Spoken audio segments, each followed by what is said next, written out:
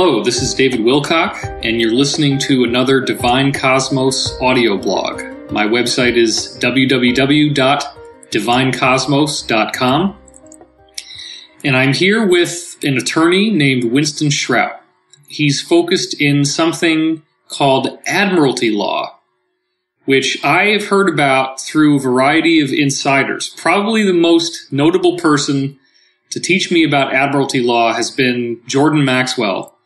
A series of dinners that I had with him involving Project Camelot, where we sat down and he went through these mind-bending stories about this whole strange issue of admiralty law. And before that, I had another guy who actually claims to have worked on the Montauk Project, and he also was an expert on this stuff. So why are we going to do a whole show on admiralty law? What would you, as the listener, care about such an arcane subject? Well, here's why it matters. You're probably already aware by now that there is a cabal out there who have effectively seized control of the world's resources. We're talking about 80% of all the money that there is to be made in the world is actually money that is going through this cabal. The way they did this is by creating a systematic plan to confiscate the world's gold and resources and hold it on deposit with what we call the Federal Reserve and its international counterpart, the Bank for International Settlements. This plan seems to have been orchestrated in the late 1700s. Part of it involved Adam Weishaupt and the founding of what's known as the Bavarian Illuminati. It actually was just called the Illuminati, but it was founded in Bavaria, which is now subsumed into Germany. And during that same year, Adam Smith wrote a massive 709-page monster document called The Wealth of Nations. And this book created a criteria for the world leaders to believe that they could not have peace on earth unless they completely got rid of all of their gold holdings.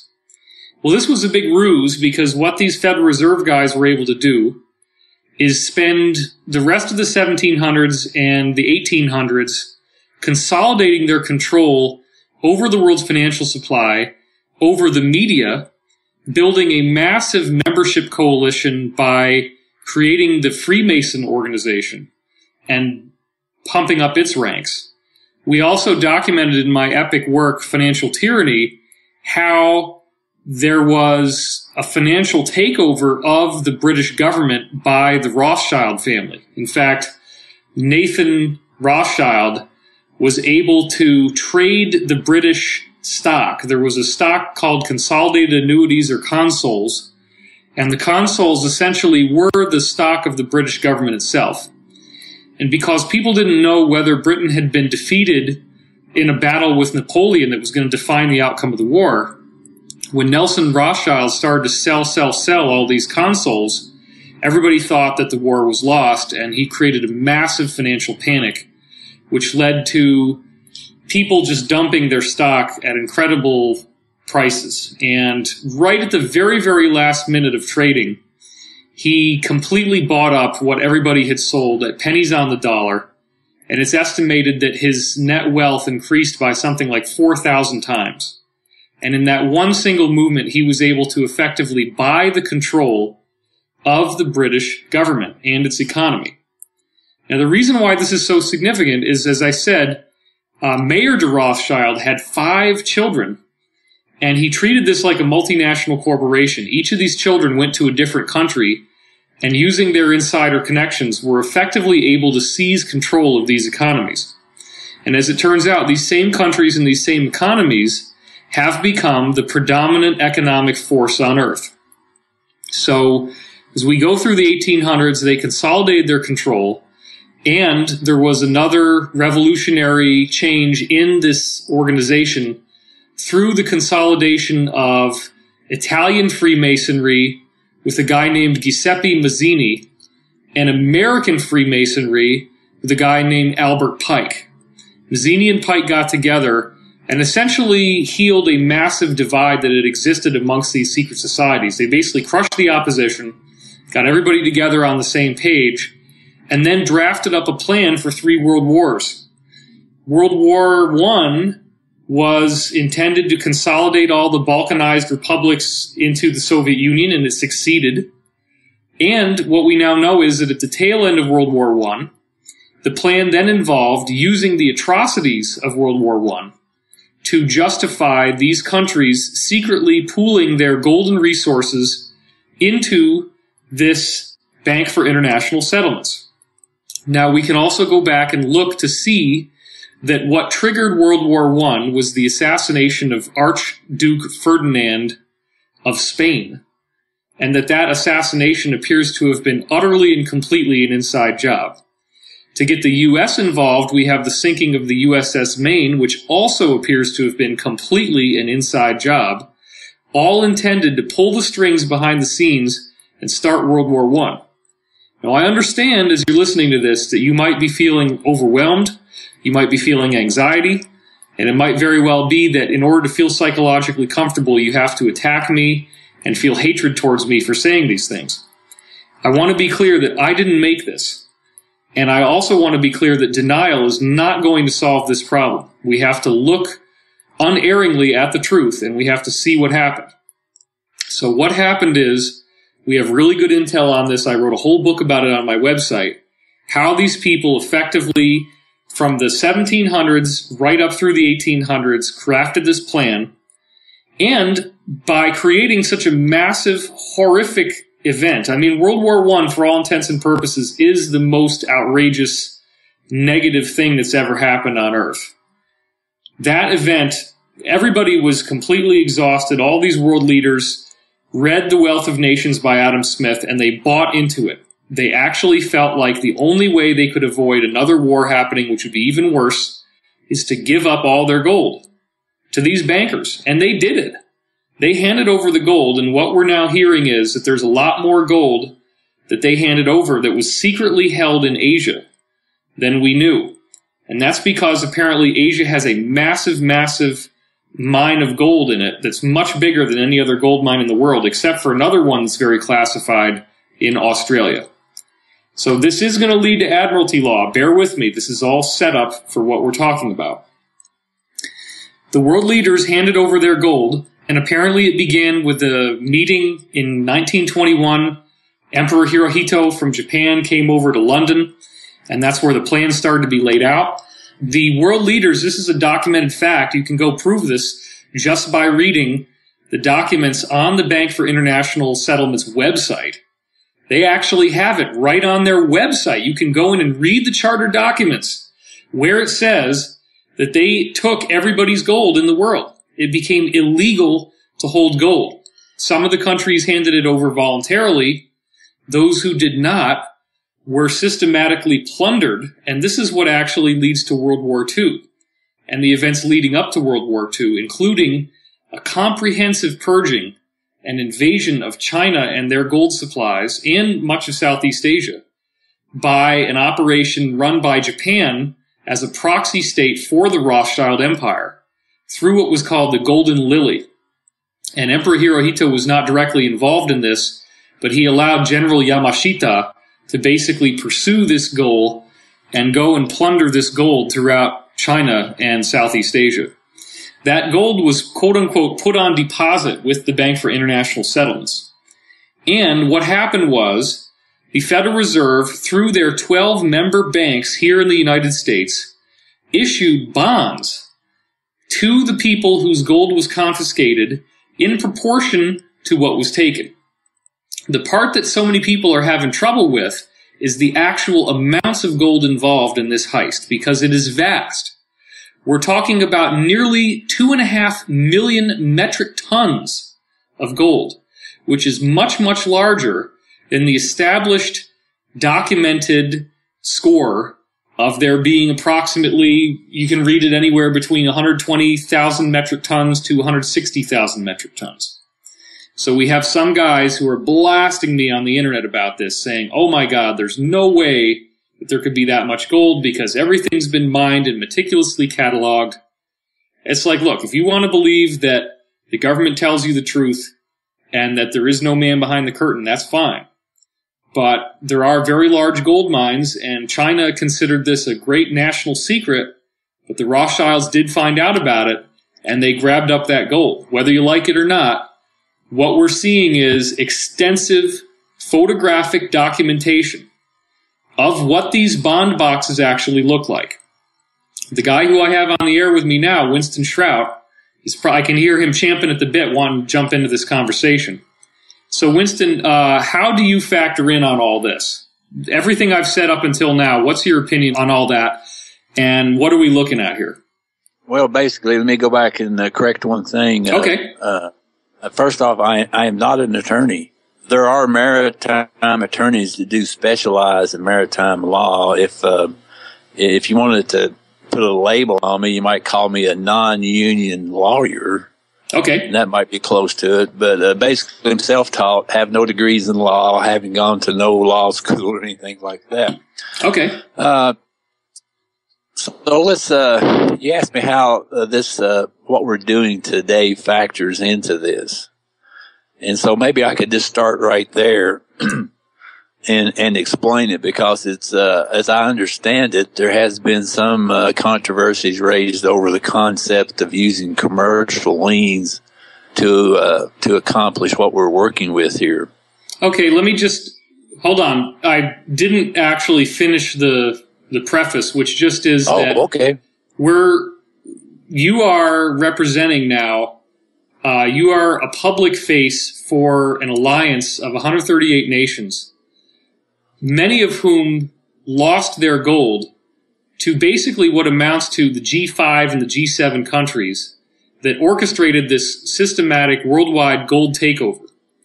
They lost their gold. We have photographs of the Federal Reserve bond boxes. They're extensive. We have multiple examples of people trying to steal these Federal Reserve bonds, and the bonds being seized, and in every single case, the media says that it's fraudulent. What's now happened is that these countries in the world have formed an alliance to arrest people in the Federal Reserve. Just like you saw with Occupy Wall Street, they weren't going against the government, they were going against the finance industry. And that's really what we're up against here. So these mass arrests are going to be accomplished through the use of admiralty law. And that's where the meat of the story is. That's why the sizzle is there. That's why it's important to understand admiralty law. Because these people use admiralty law. I know something about it, probably nowhere near as much as you do, Winston. But you can't do this with regular corporate law because of all the safeguards that they've worked in to protect themselves. And yet, admiralty law is what these so-called Illuminati, or the cabal, that's what they use on the inside. It ties all the way back to marine, people on ships, and the fact that the early Illuminati were the Knight Templars, and the way that they were fighting this battle back in the day was with the spice trade, and all that involved ships and sailing on the ocean. And so they actually created the pirates. The pirate flag with the skull and crossbones is a Knight Templar / Masonic / Illuminati symbol, and they had to dominate the sea, and that's where I think all these laws probably got started. But maybe you know more about this than I do, Winston. So let's dive into this, because I want everybody to remember that the apex of our story here is how we're actually going to bring peace to the world and defeat these guys. So go ahead. Okay, let me give one short definition that might be helpful, and that is, the word fraud itself.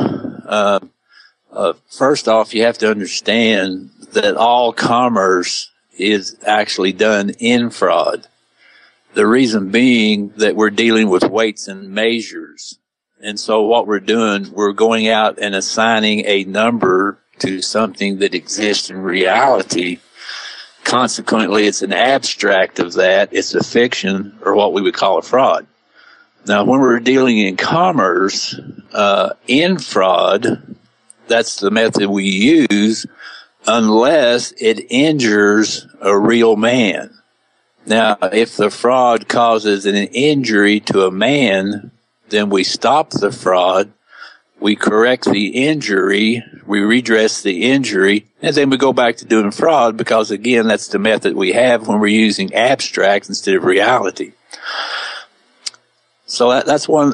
Now there are some definitions and statutes as far as fraud, constructive frauds, implied frauds, and all manner of things that have been brought up. But when we're dealing in commerce, again, because we're dealing with weights and measures, everything operates in a fictional / fraudulent manner, which is okay, as long as it doesn't injure. So we have to make that distinction when we start talking about commerce and so forth. Now let me also give another definition that might be helpful, and that is the difference between the words commerce and trade.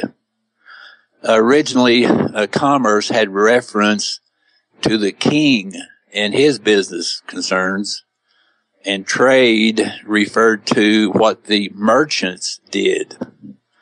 Now, over a period of time, historically, basically commerce and trade have been melded together on the basis that the merchants are using the king's currency to do their business, and in consequence of that, then we've melded commerce and trade together. For instance, pretty much everybody in the world is dealing with U.S. dollars or what we call Federal Reserve notes. Mm-hmm. And so commerce and trade have been melded together. But being that as it may, the world of commerce is basically enforced through the Admiralty. Now, again, the Admiralty is the king, belongs to the king. He uses the military to enforce his commerce. But again, since we have melded trade and commerce together, then at this point, the merchants are also using Admiralty to enforce their maritime contracts. When people hear you saying these things, their first inclination is going to be, well, this guy's just giving us a bunch of BS. So sure.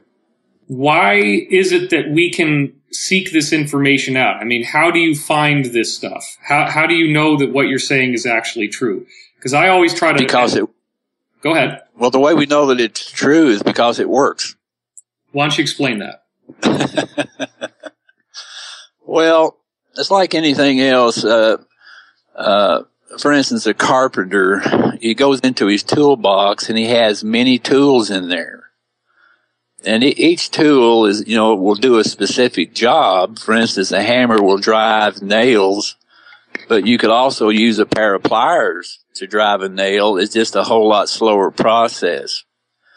So when we start to talk about what tools shall we use to get the job done, we start talking about commerce and trade and all these kind of things.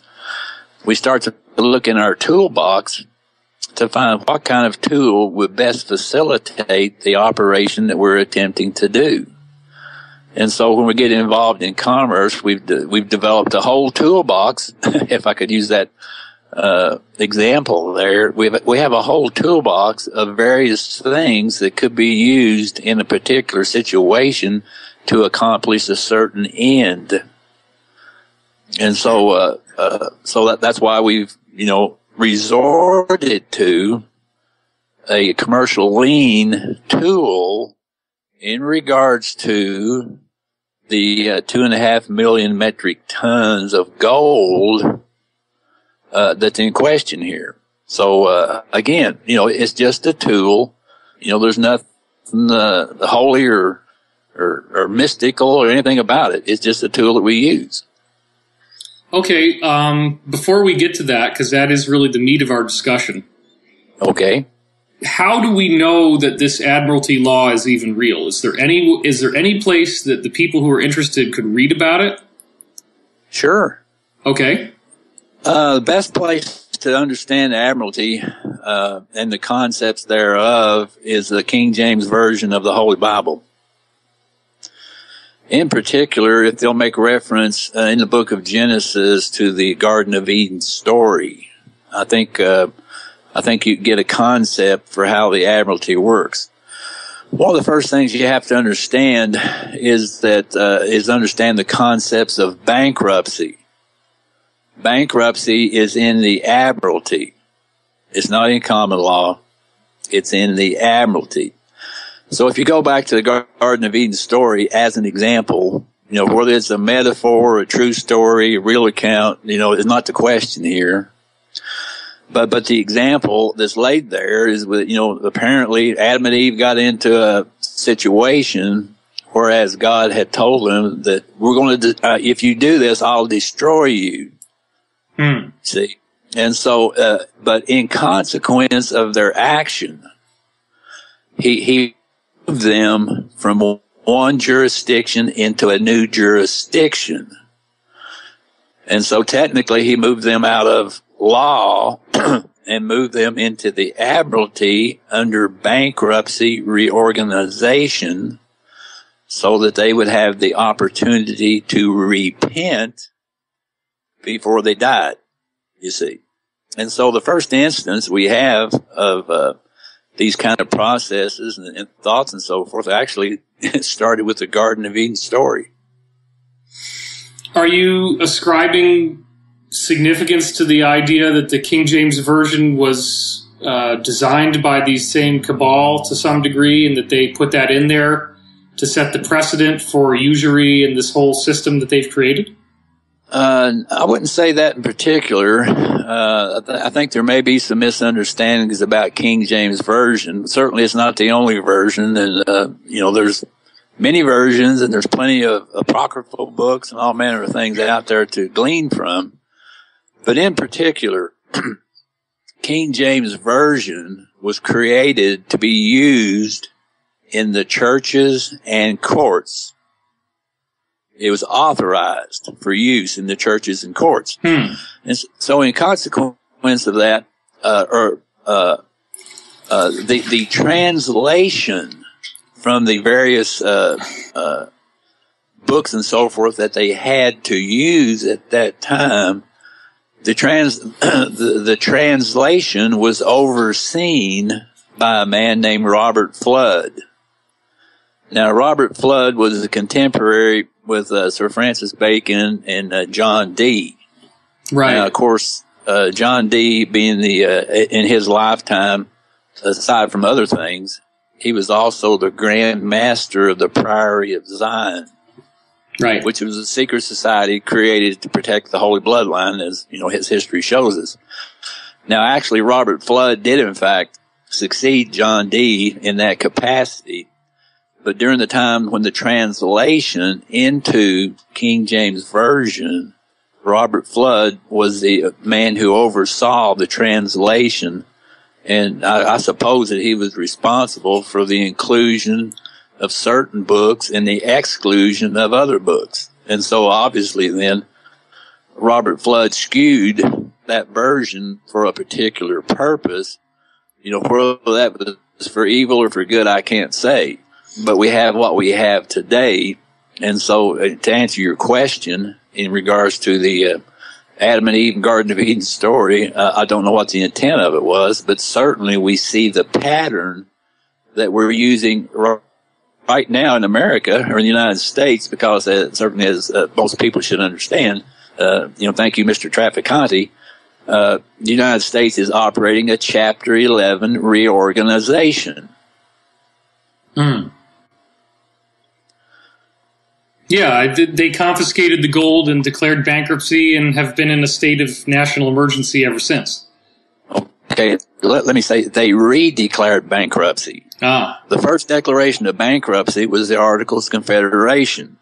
The second declaration was the Constitution for the United States of America.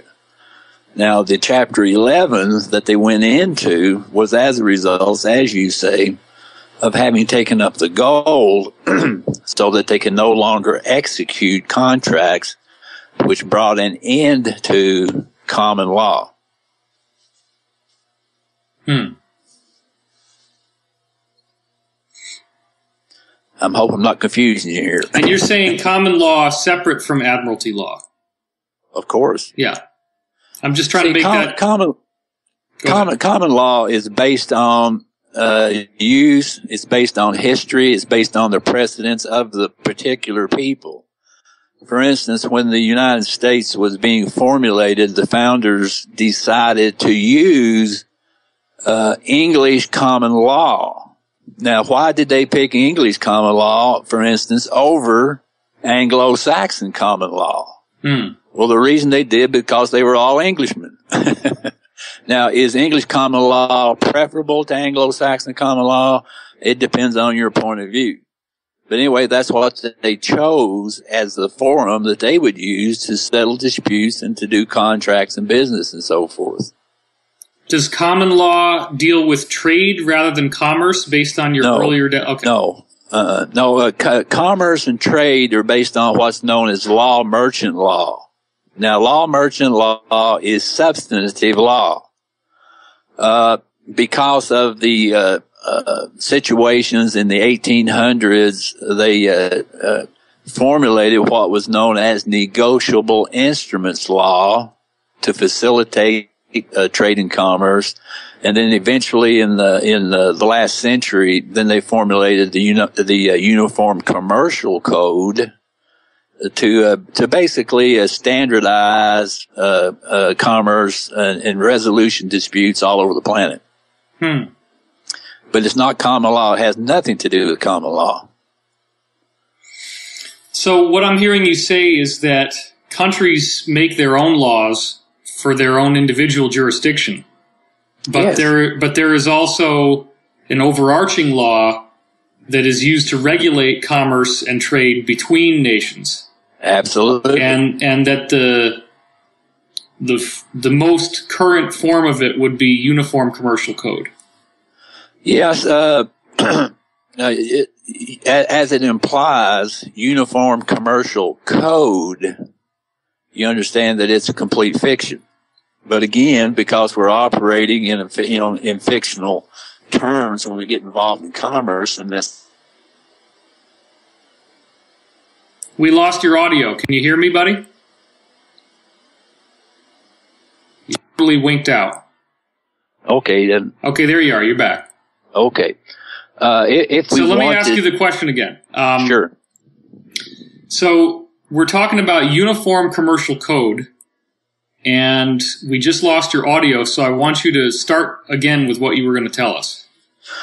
Well, when you're operating in a fictional world, then you operate with codes. It's not necessary to use Uniform Commercial Code because you can, in fact, enforce your maritime contracts, which are substantive, without the use of a fictional code. But when we start to talk about international commerce and how do we settle disputes or misunderstandings or whatnot, then we have a reference to go to if there's no other existing contract to deal with. See, the Admiralty and Maritime deal with contract, and you can create your own contract, and we have many times. That's why I tell people, many instances, they say, well, we're having this difficulty over here, we're having this difficulty over there. Well, I said, the problem is you haven't tightened up your contracts and you're allowing equity to seep in and cause you the problems. So I tell them, tighten up your contracts. For instance, people generally go out and sign an SS5 form to get a social security account and so forth. And the whole thing operates as a SSKV trust. Whereas they're implied as the trustee, and look at all the problems it's caused all the people across America.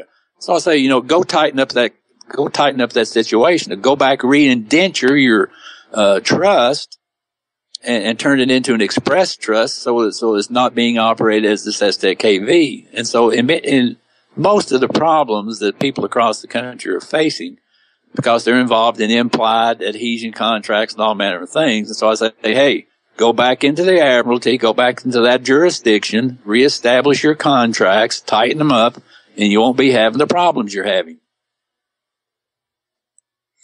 Right. So you had mentioned admiralty and maritime law as if those were different things. They used to be, but at this point here, because again, everybody's using one currency, then both of them have basically melded together. It is possible that you could split them out. In other words, you could go back into maritime if you stopped using, the king's currency. Now that could be possible if in fact, you were dealing with a national currency.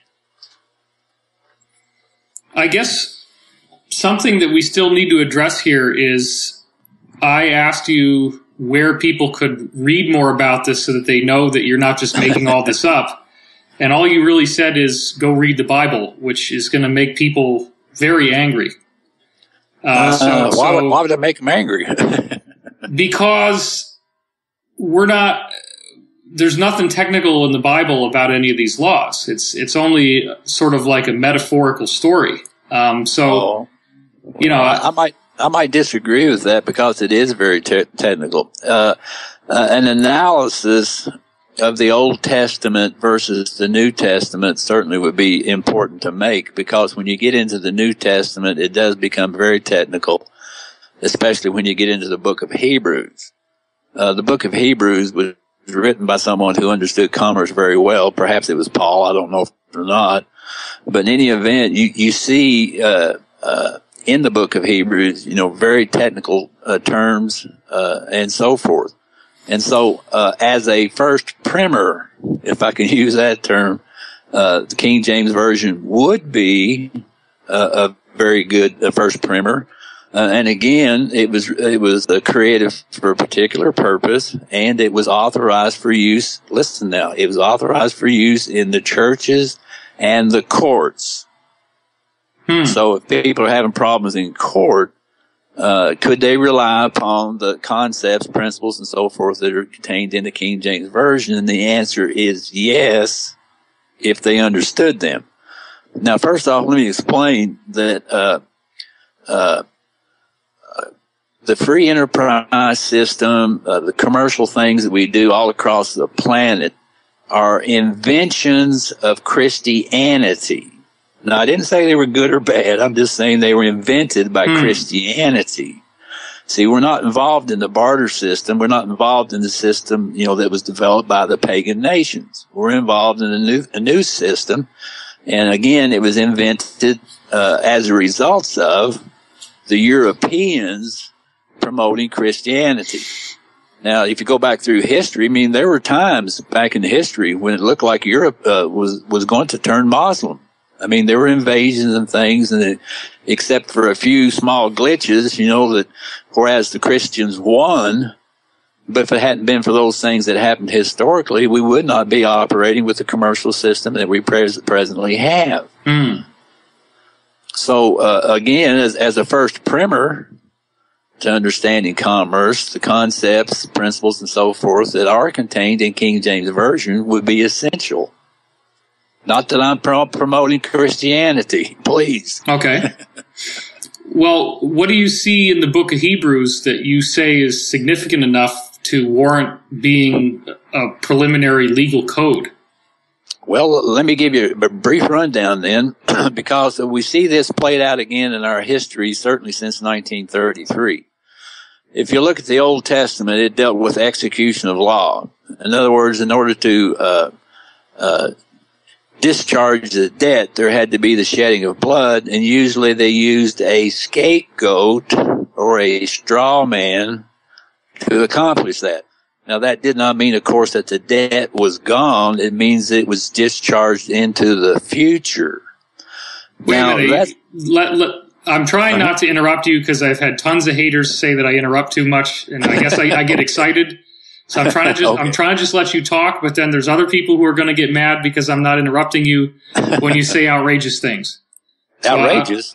Yeah, it's now. You're saying that the Old Testament says that if you want to pay your debt, any debt, if you want to discharge your debt, that you have to shed blood, you have to kill something? I don't understand that.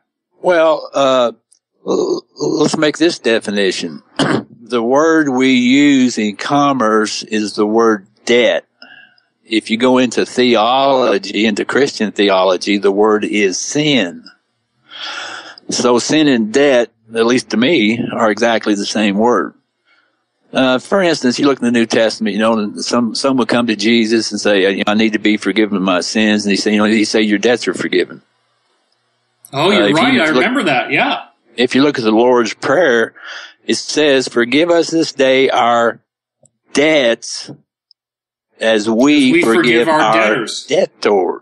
Now, that's purely commercial. And so we say these same principles, played out today. Okay, but let's get back to the bloodshed. I didn't get that. All right, yeah. Well, the reason I mentioned that is because in the Old Testament concept, it deals with the execution of law. Now, this is very similar to what we have had in our modern times that we call the common law. Common law called for an execution of the contract in order to close the escrow on it. And so the Old Testament and our common law are very similar in the way that they work.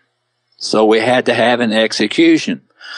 Now, if you'll go to the end... It is a very interesting wording. I mean, everybody who's executed a legal document, you put your signature on that document.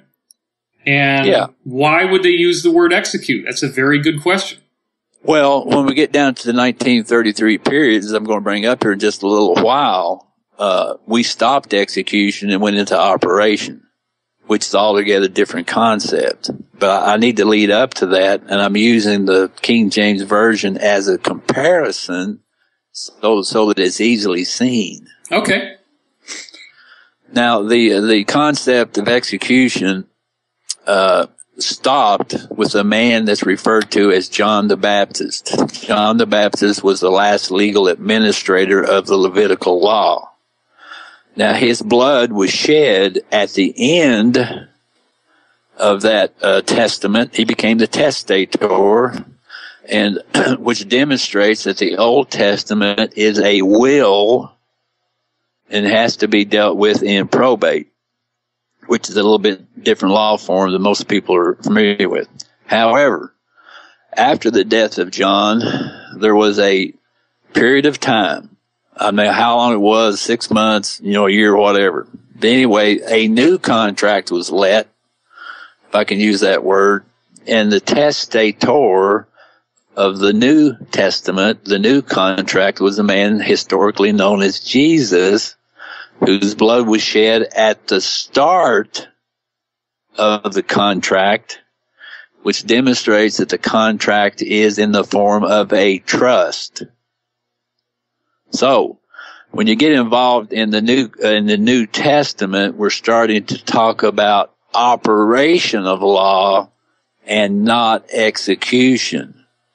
Now, there's many concepts that go along with operation of law as it's outlined in the New Testament that we see again played out in 1933. Okay. In 1933, when they gathered up the gold, however they got it, through war, voluntarily, whatever, but when the gold was centralized, then the ability to pay a debt in substance ceased. So it is impossible from 1933, even right through the present, to execute a contract. The only thing a contract can be done with is it can be discharged. Now, it is possible, as we've developed the technology, to do a set-off for close of escrow. But when you start talking about the circumstances after 1933, then you're talking about operation of law, which is a very close parallel to the very same thing that you see in the New Testament. So that's why I was saying that the study of King James Version is very helpful in getting a fix on how things actually work today. Well, it's interesting when you sign your last will and testament, right? That word always has to be included, testament. Correct. And I had never thought about the fact that you have the Old Testament and the New Testament. Yeah. So if I'm hearing you correctly again, you're saying that John the Baptist was somehow the trustee for the Old Testament? And Not Jesus... trustee. No, it was a will situation. If anything at all, you know, again, it's representative of what had happened, you know, prior to that time. And so when he shed his blood, or when his blood was shed for him, that was the end. And so the will could be executed by the executor, and the executor, according to our theology, you know, was God. So we had the executor come in under probate and deal with the sins and debts that had been discharged into the future, that was waiting upon a redeemer. You see, any system of debt that does not have a redemption is simply an open contract that runs forever and ever. You can't close contract unless you bring in the concept of redemption. And so for the last number of years, many of us have been involved in what we refer to loosely as commercial redemption.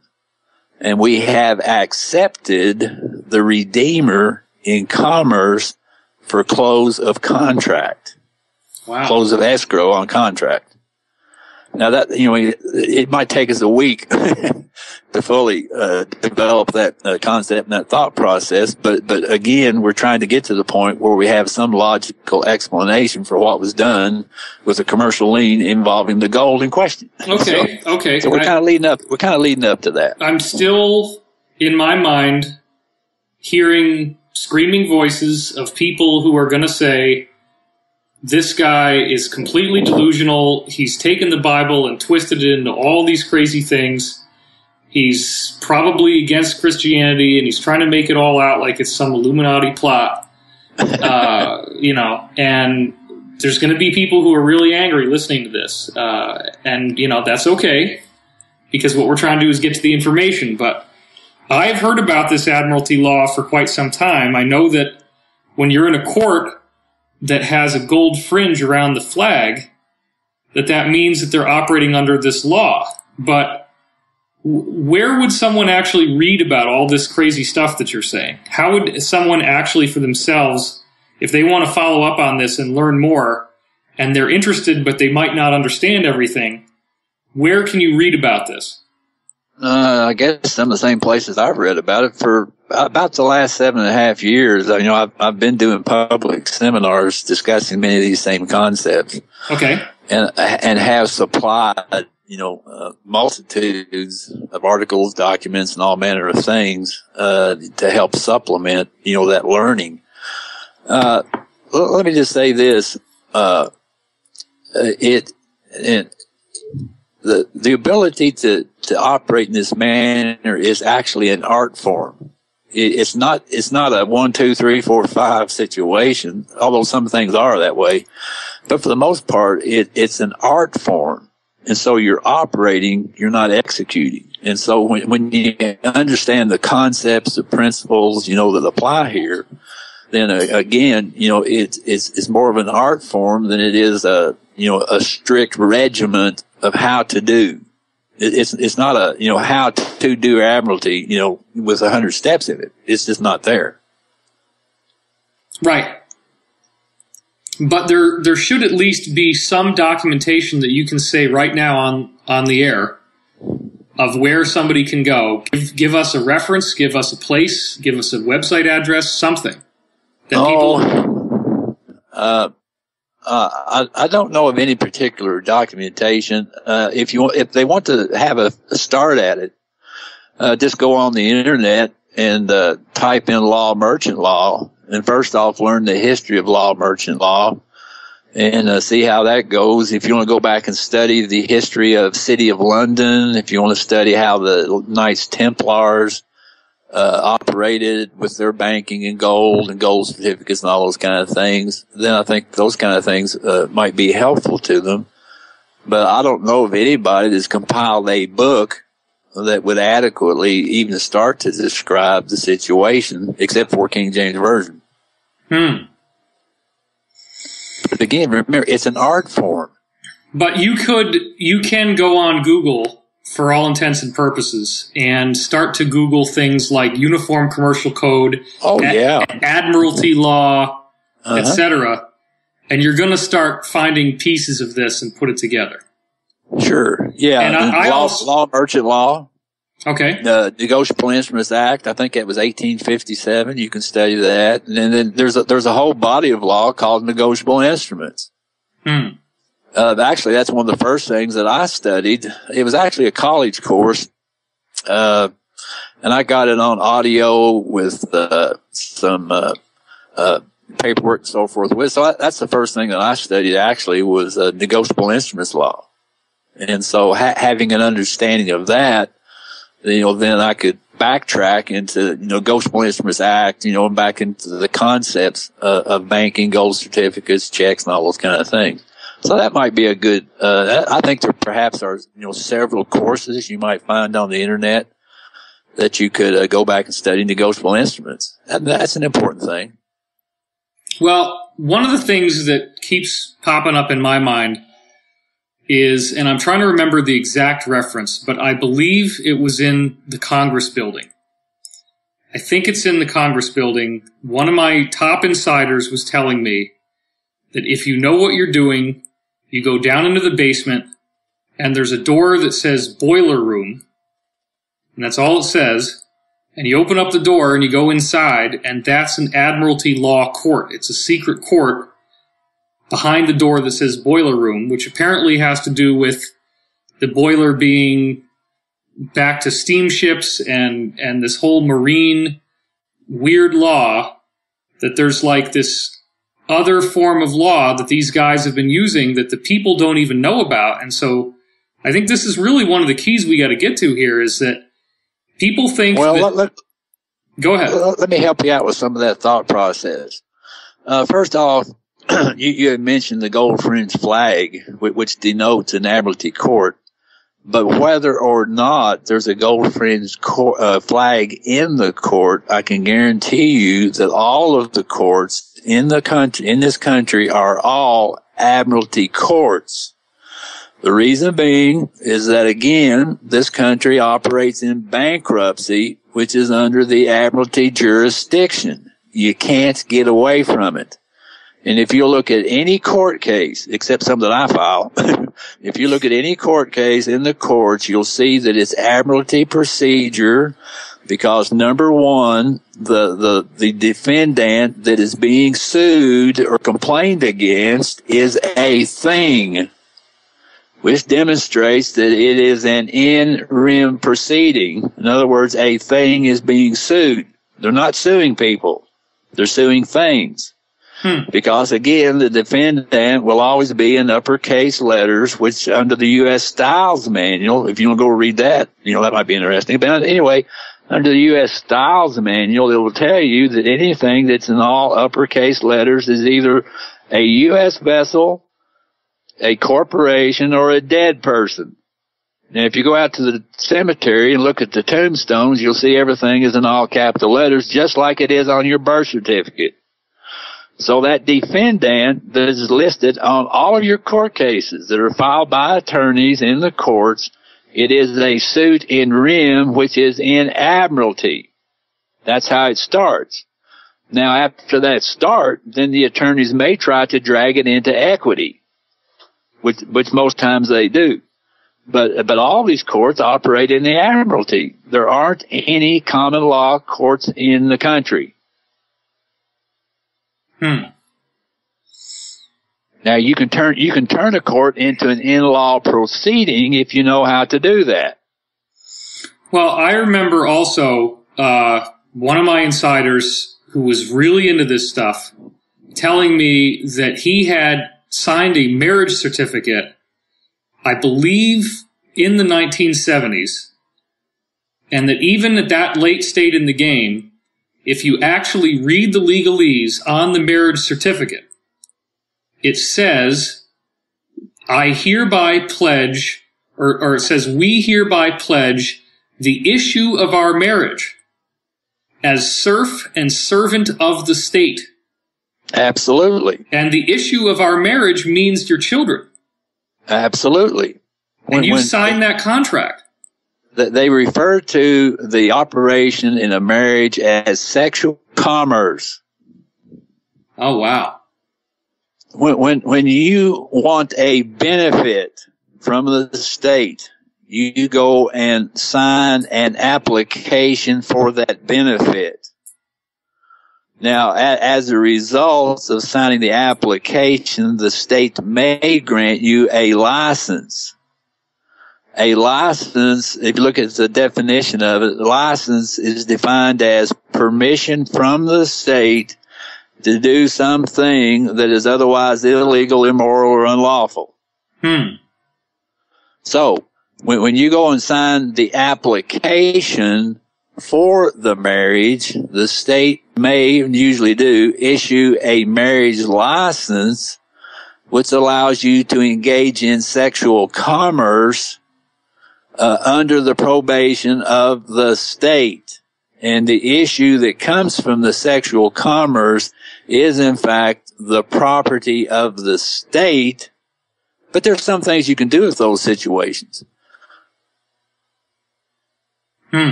Such as?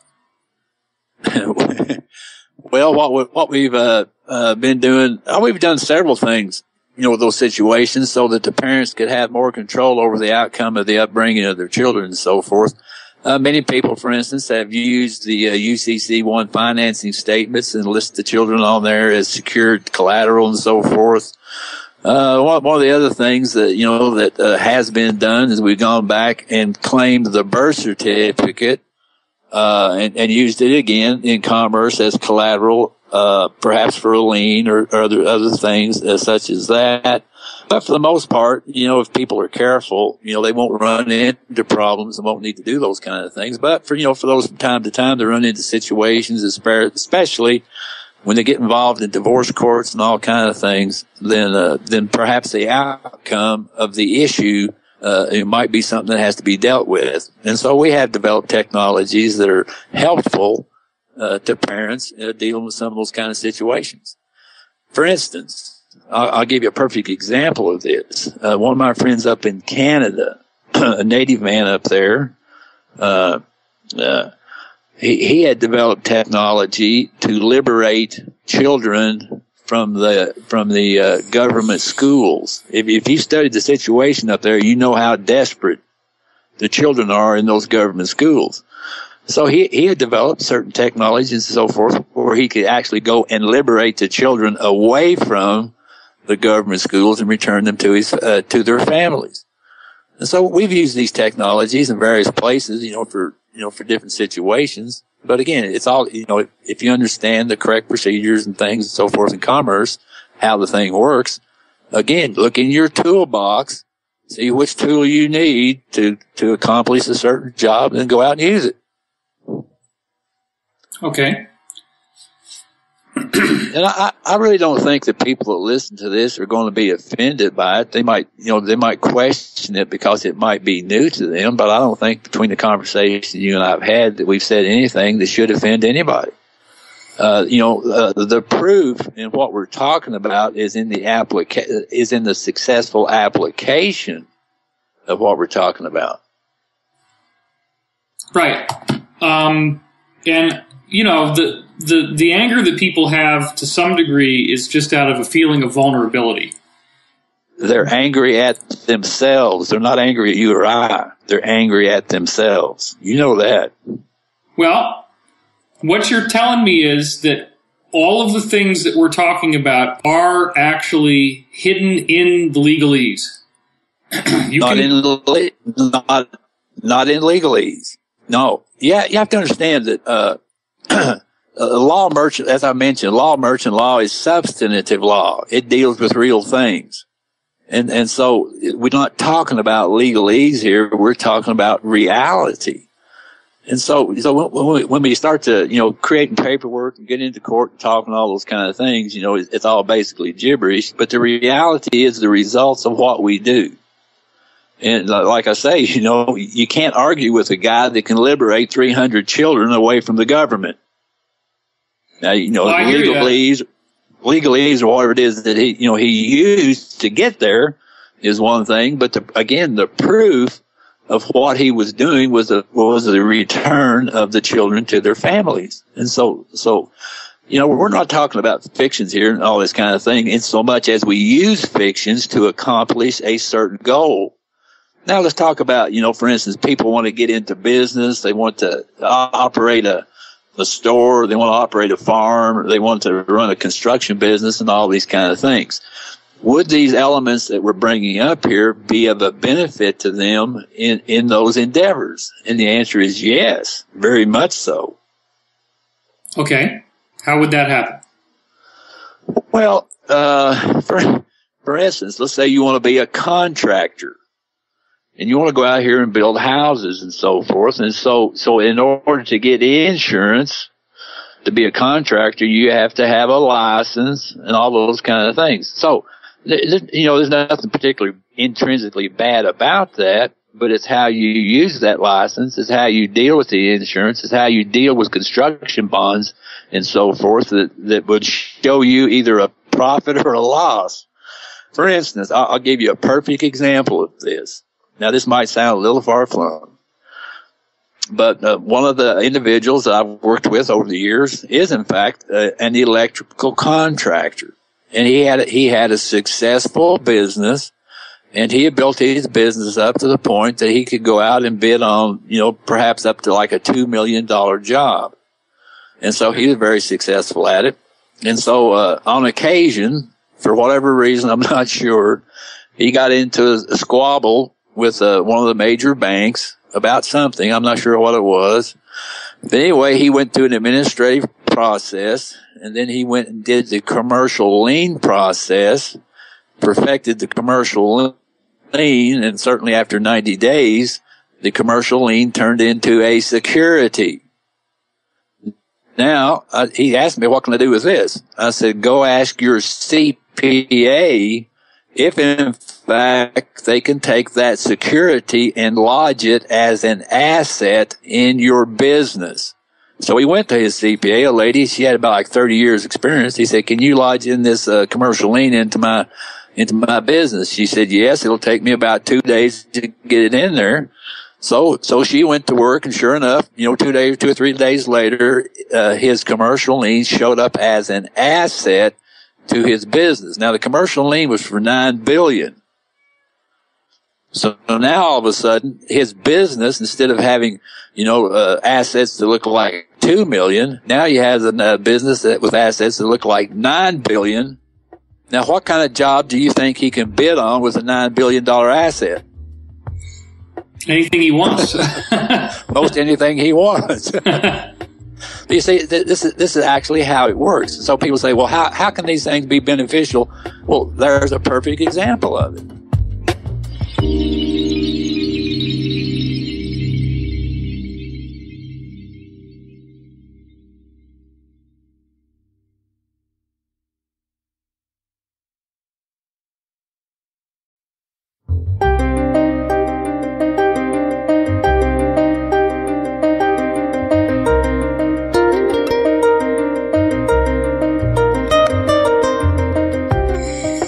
Well, let's bring in another subject, because there's a lot of stuff that Jordan Maxwell would be saying if he was here, and I'm probably going to get this all wrong, and you're going to have a very long-winded explanation of how wrong I am, but okay. That's okay. Sure. This is all going to be transcribed, so people will probably be able to make a lot more sense out of this when they read it as opposed to listening to it. Very good. One of the things that Jordan has said is, and I've heard this from others as well, that when you are born, you become, and I probably am going to get the wording all wrong, you become collateral for the government, and they issue money secretly against your birth. You have these accounts. I've heard that more than one source actually very credible, has told me there's 10 different accounts. And that when you get your Social Security card, you can turn it around on the back, and you'll see this red number there that's called your stock number. And it turns out you have 10 of these. And each one of them is worth millions of dollars. It's an account that's then packaged into a mutual fund when you're born, and it's an account held in your name, and technically you do own these accounts, and technically money is issued against these accounts in Federal Reserve notes, so that when you look at a dollar or a $20 bill or a $100 bill, you see this number on it, and we've been led to believe that each bill has a separate serial number, when in fact, according to what I've heard, there are tons of bills out there that have the same numbers, because each of those numbers that you see represents someone's account. And so when they're stealing money, there's an occult system involved in which the stealing of the money is the stealing of people's body that stock has been issued against. So I'm interested if you have heard anything about this. And oh, yes. Okay. Let me explain some of that. And first off, the word occult itself is not a voodoo word. All it means is something that's hidden. Right. So it's not a voodoo word. It's just a description of something that perhaps you don't know about today, but you could learn about tomorrow. Okay. So going back, this all has to do with the concept of original issue. It also has to do with the concept of exemption. So let me explain briefly what's this process here. And it goes back, believe it or not, into the 1400s with the creation of 3 Sestake V Trust by the Vatican, and which developed into Commonwealth concept and certainly played itself well into the feudal system, which we operate under today. But again, when a child is born, whether it's a result of a marriage license or not, is of no particular consequence. The question is whether or not that child is registered, which creates an exemption. Now, let me just briefly divert back to the New Testament. Why did Joseph and Mary go back to the city of their nativity? And so when the child Jesus was born, he was registered, which created the exemption from taxation, as he later referred to when he asked one of the apostles asked him a question about tax. He said, "Well, so who do you tax? The children or the foreigners?" Now, so again, I hate to go back to the New Testament again, but there's so much there. But let's talk about in our modern time, 2,000 years later. All right, so when a child is born, it's considered to be original issue. And so people need to go study that word to see what it means and so forth. But when that original issue is registered in the commercial registry, that creates an exemption from taxation. Now, when a child is born in a hospital or otherwise, well, let's say they are born in a hospital, and that is, there is an application that is made for a live birth. Application for a live birth. Now, how do you spell that word birth? B-I-R, yeah. Yeah, most people spell it B-I-R-T-H. Why don't you spell it B-E-R-T-H? Like a ship's birth. Yeah, a little play on words there, but that's what it is. All right, so we have an application for a safe port, for the baby. It needs to be maintained as being safe, and so we make an application for a birth, and in consequence of that, the registration of that birth creates the exemption from taxation. Now, as proof of that exemption, all you have to do is go to probate any day of the week to some party who has died and left a will, and certain amounts of their property is exempt taxation. For instance, my brother died 2.5 years ago, and his exemption was worth $750,000, although his estate came nowhere close to that. In today's world, most of the children who are born probably have an exemption that's valued at somewhere around $2 million. Now, I'm going to get back to this exemption here in a minute because this is an important concept. All right, so the application for live birth is created. It's usually registered in the county. Certain documents are created from that point, which go to the Department of Commerce.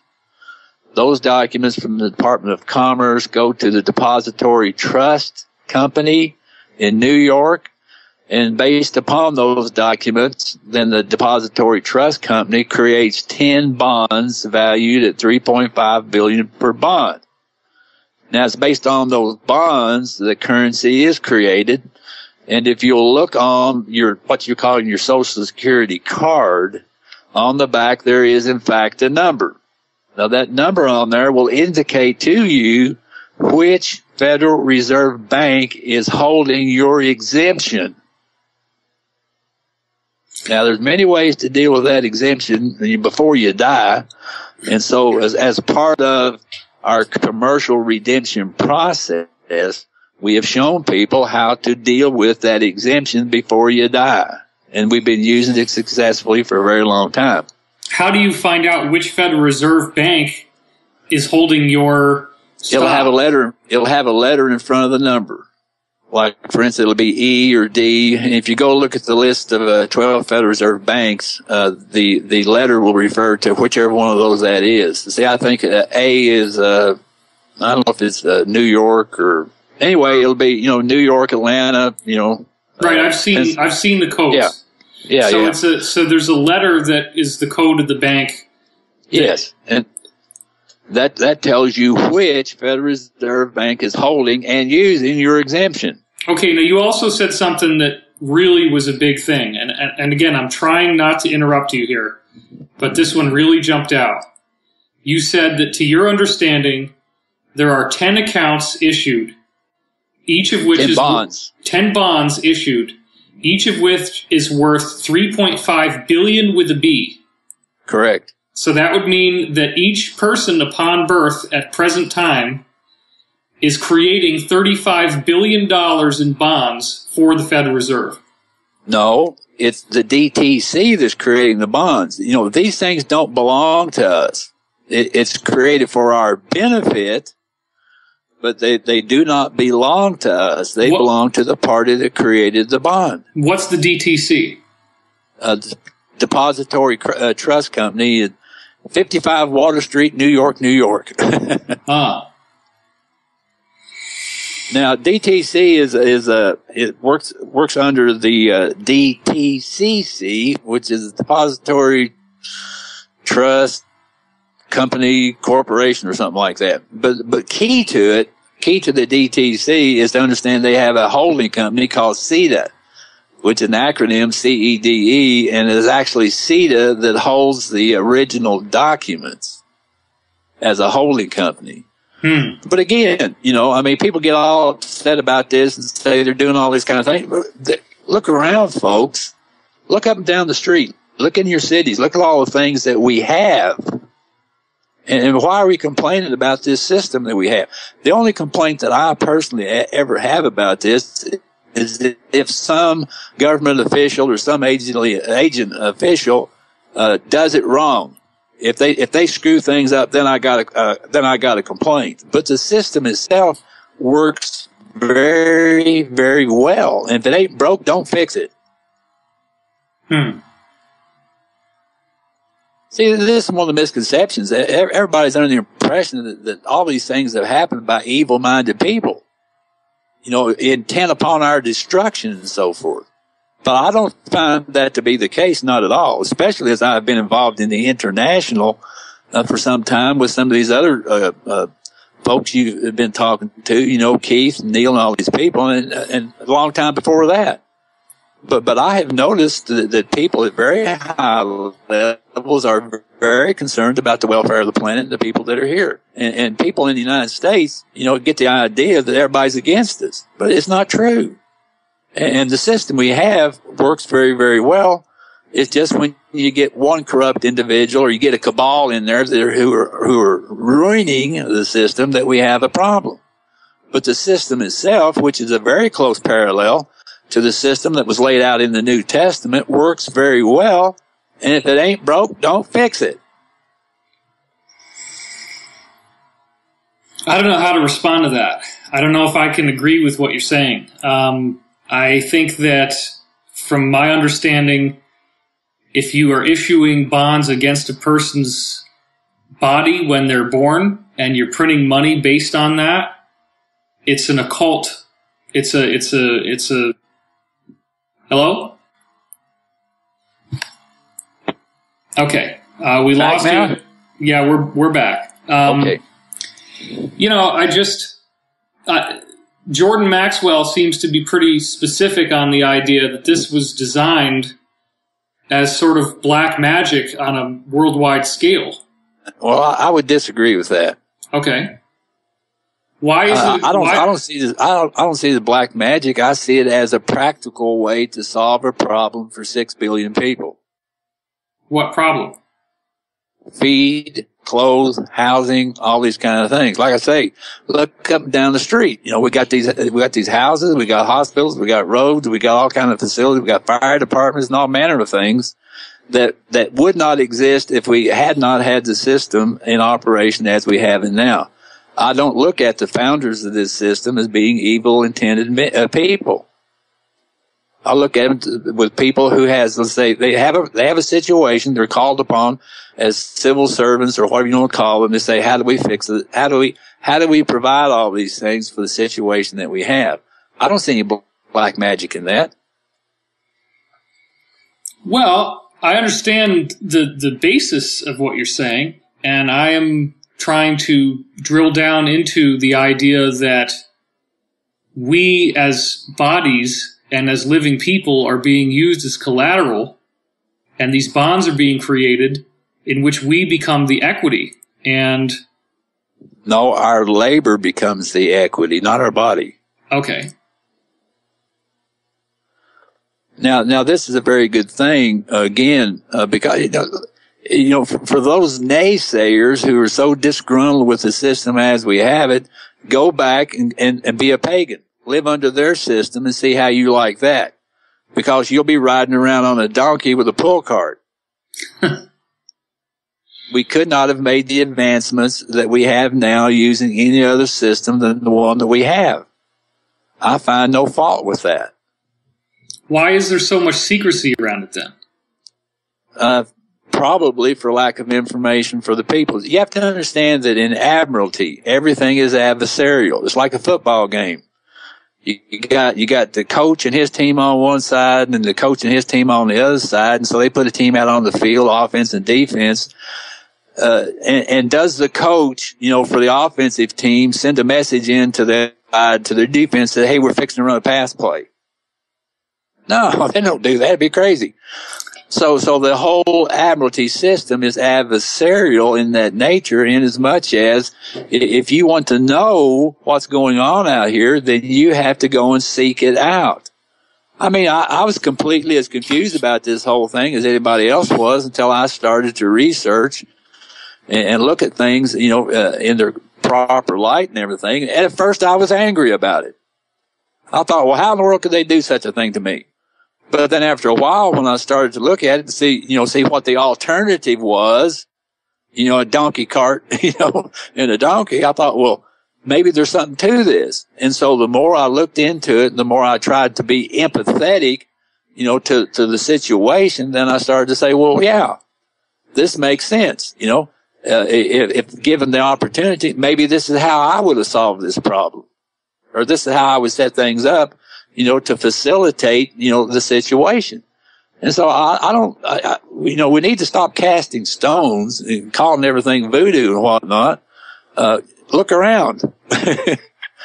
Look at what we have. We got concrete. We got pavement. We got parks. You know, we have interstate highways. We have ships, airplanes. My goodness gracious. I mean, you know, people need to stop complaining and start looking at what we do have. Be thankful for what you have instead of complaining about it. That makes sense to me.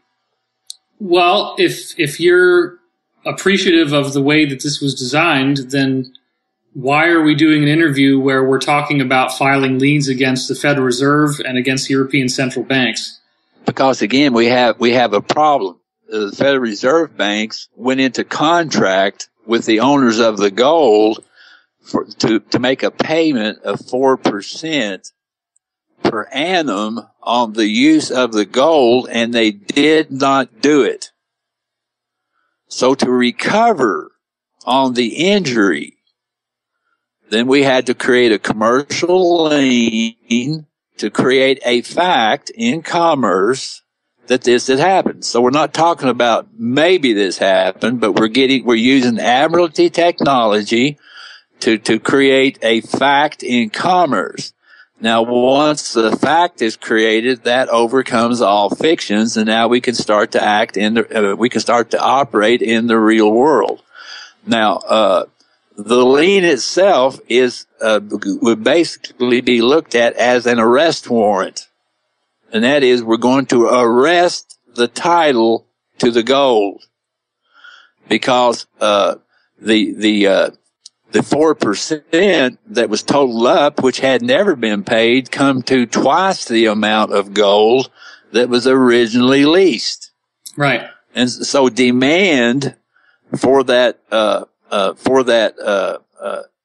interest, I shouldn't say interest, demand for that 4% fee for the use of the gold is now established as a fact and can be acted upon.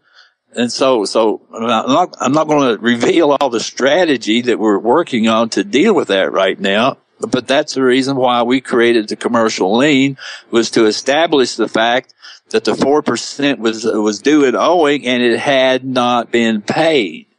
Now that demonstrates the injury. So as injured party, then the owners of the gold can go and seek redress in the real world and not just sit and quibble about it in some ridiculous court someplace. What would be the force that they could exact to fulfill this redress? Well, again, I don't think I'm going to give away all the strategies that Neil and Keith are working with. But certainly you would call in a mercenary. The best mercenary I know is Pentagon. That makes sense to me. Okay. Yeah, I mean, that mirrors my understanding. Yeah. I think it's still difficult for people. It's funny because, my God, I have never, ever been hated so much in my life as I have been since I got involved with you guys. It's horrible. I don't hate you, David. I think you're doing a great job. No, I know buddy. you don't. But this is not easy. We're seeing 20, 30 letters a day of vicious hate. And it's very hard for me emotionally. I got to admit that. Do you have a button on your computer that says delete on it? I do. Any hate mail comes in, to hit that button, delete. Well, we don't operate on hate. We operate on love. The people I know that. With hate, we don't talk to them. I know that. And I know that these mass arrests are very real. I've spoken to multiple insiders about it, and I know that Neil in particular is in contact with a great number of people talking about this. Yes. And I know you can vouch for that. People are not able to comprehend that this could be a good thing. They think that, I don't know, there's just so much out there of everybody is working over every little detail. And one of the things that we keep hearing, we're getting tons of hate about this, is why didn't these guys file a lawsuit like they did before? Why isn't this on public record? The reason why it is because they came to me on this one. They ran the RICO, through a lawsuit, and that's back before I actually was knew Neil. I knew Keith certainly by that time. But right, and RICO is a government act that basically prevents against racketeering. Yeah. Yeah. But at this point in history, we needed to create a real result. You understand, the United States District Court is a fictional court. So when the RICO was sued and the offer came in for the settlement, it was going. How do you think the settlement was going to be paid? It was going to be paid in book money or ledger money. It's still going to be paid in fiction. So it was a fictional suit in a fictional court, the result of which would have been fictional money. Now, in this case right here, we decided that perhaps we wouldn't want to go the fictional route. We wanted to go the substantive route. So the only way to go that way is to put the thing into substantive commerce. And so we created a substantive lien to deal with the gold and the payment of the 4% fee associated with the lease of the gold. So the judgment, if the thing ever does have to go to judgment, the judgment is going to be in substance and not in fiction. Now, this is an important thing because we're not playing pity pat with this. This is in the real world. This is not in the fictional world. And you're saying that there are mercenary forces in the Pentagon that can enforce this lien. Well, the Pentagon is a mercenary. Right. And hopefully there'll be good guys. In the past, we've had some controversies with the way the Pentagon did things, but it appears at this point the attitude within the Pentagon, certainly among the senior officials, is that we need to clean this mess up. And I say, God bless them. Right. I don't have enough guns and billy clubs to do it myself. I'm too old to even swing one. But they got people that go out and do these kind of things, make arrests and make things right and so forth. So let them do their job. There's some people in the Pentagon that have good hearts, and they want to see the thing set right. I mean, there've been good people in there from, according to Drake, way back in the 70s.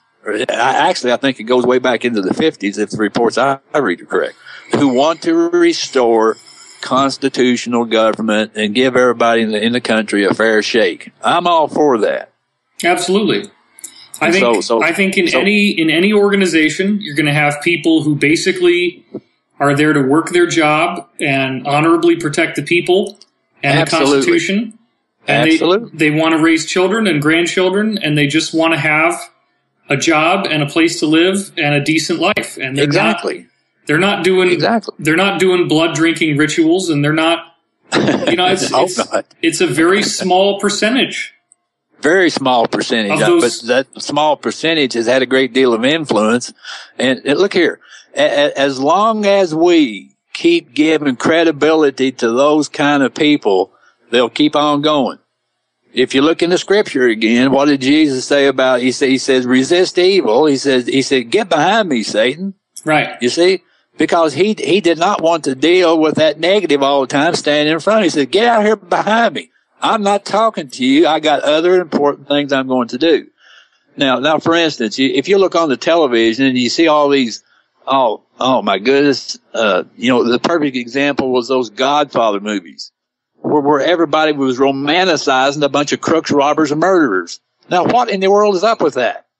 Why do we romanticize somebody who will take a gun and kill somebody for money? I just saw another example last night. The hottest movie on iTunes right now is called Contraband with Mark Wahlberg. And I thought personally that the structure of the film, I got drawn into the story. It was very believable. But at the end of the movie, basically what happens is, and I'm sorry to give it away, but he gets away with it. Yeah. He ends up with a $20 million, he ends up with a $140 million Jackson Pollock painting that he can sell on the black market for $20 million. He ends up with, I think, $2 million for something else that they did. And they successfully pull off this smuggling. They smuggle drugs, they smuggle currency, and they smuggle this Jackson Pollock painting. They get away with it. And it's the so-called happy ending where this guy now has this fabulous oceanfront house. And all these people died, but he got the money and he's totally fine. And that's supposed to be your happy ending. Yeah, it was crazy. Yeah, I know. I mean, we have so many of those things, but how can we develop a moral consciousness in this nation as long as we keep romanticizing these kind of things? You can't elevate the spiritual level of people as long as they're giving credibility to the mafia. Right. It don't work. Right. So we're trying to in our small way, I might add, make our contribution to the efforts that are being made by the many And this thing that, that I worked up with Keith and things that we're doing with Neil and stuff like this are only an effort to improve the circumstances on the planet. We're not here to destroy anything. We're here to help improve the things that we already have. Like I told Keith, there's no reason to destroy the Federal Reserve banks. Look at the infrastructure they have. Let's just get the things set on a proper course so that they operate according to their charter, so they do the right thing and stop, creating all these problems. Now, that would be a real good solution to a problem rather than simply, destroying it, taking a bulldozer and pushing it over the building. That don't make any sense. Well, if you actually read the charter, as I'm sure you know, it sounded great. It sounded like there was going to be worldwide prosperity and peace, and it would create an incredible boon for our civilization. And I think they had to write it that way in order to draw people in so that they would agree to it. Well, I think maybe that, there may have been some evil intent involved in that. But that's what we're doing right now with some of the other operations we have going on, is simply to free up all of those heritage. There's enough money in the interest on the heritage funds to bring complete prosperity to the whole planet. So we are in the process of liberating those funds for the use of the nations to improve the life, of the people that live there. And so, this is a fairly large operation we're talking about here. We're not just talking about some RICO suit. We're not talking about some lien. We're talking about a major operation to influence the liberation of the funds and the money that has already been created, which has been held back by the banks on their false pretenses, but to release that money for the use of the countries and the nations and so forth to improve the prosperity of the people that live there. So this is it's a fairly overreaching. This is a large operation here, folks. This is not a measly little RICO and a measly little commercial lien. I mean, there are big things that are being worked on here, and a great deal more big things than are being reported. Right, and to that end, I would say that you have created these liens based on an accurate understanding of this admiralty law system, and they have been filed correctly within the basis of that system, and this all has been done on behalf of an alliance of countries that the Pentagon is assisting in to be able to bring these guys to justice. Yes, and I'll have to tell you, David, I've probably got 2,000 or 3,000 students that are fully as capable of doing what I just did as myself. Wow, okay. We've been using these commercial liens. I've been using them ever since about like 1999. Actually, I learned it from a fellow named Hartford Van Dyke. And he made an improvement on what his father was. His father was using common law liens. Actually, Hartford's father and uncle was at Pearl Harbor. I think his Uncle Max is the one that decoded the Japanese communications. And of course, the government locked him up to shut him up. But anyway, these things have been developed, used, especially commercial liens have been developed and used successfully, certainly since the early 90s. Well, yeah, and it's nothing new. I understand that. And I have a guy here in LA, and I haven't done this, but he was describing how you can exonerate debt, you can, pay off things that are not paid by accessing, they call it lassoing your straw man. Yeah, that's quite a long and technical technology, and sometime when we have, a lot more time to speak on that. But that has been the basis of our commercial redemption processes and so forth, utilizing the exemption and using our Treasury Direct as a pass-through back to the global debt facility to discharge debts. So that's a pretty broad subject there, right. And one which I've been lecturing on this now for about 8 years. Okay. So just to clarify then, I think people are by now very well aware that This is not something you pulled out of your ass. You've been you've been doing an incredible amount of research, and that research gets results. You are getting these. Absolutely. You are getting these liens to work. It's not some unproven technology. Oh no. It's all legal, but it's legal in a way that most attorneys who are members of the Bar Association, right? And this is where Jordan Maxwell, if he was here, we'd have him chiming in on that. But all this admiralty stuff is written into the very basis of our legal system. And people don't realize that. Yeah, go back and look at the original Constitution and what did it say about impairing the obligation of contract. It says it can't be done. Now, the contracts we're doing the contracts we're doing exist in the Admiralty. That's where we're doing our contracts. We're not contracting in common law. We're contracting in the Admiralty. And so nothing can be done to impair the obligations of those contracts, which is very obvious. That particular commercial lien, that we authored, cannot be impaired. Not by any court.